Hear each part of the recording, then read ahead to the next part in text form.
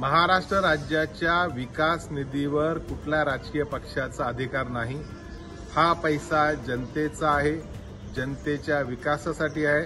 महाराष्ट्राच्या करदात्यांच्या माध्यमातून निर्माण झालेला हा निधी आहे। कुठलाही नेता, कुठलाही पक्ष त्या विकास निधीवर स्वतःचा अधिकार दाखवू शकत नाही।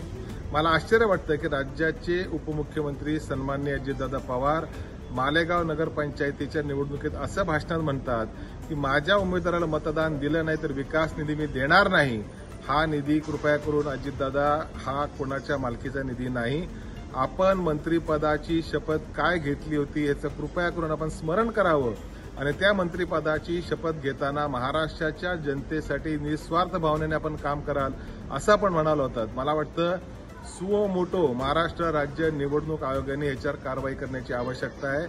विकास निधी रोखणं हा एक फार मोठा अपराध आहे आणि मला वाटतं अशा थेटपणे चेतावणी जर उपमुख्यमंत्री अजितदादा पवार देत असतील तर राज्य निवडणूक आयोगाने विशेष करून राज्याच्या मुख्यमंत्री महोदयांनी सांगितलं पाहिजे की जर मतदान दिलं नाही तर विकास निधी देणार नाही। हे किती योग्य आहे ह्याच्याबद्दल स्पष्टीकरण राज्याच्या मुख्यमंत्री महोदयांनी आणि राज्याच्या निवडणूक आयोगाने देण्याची आवश्यकता आहे।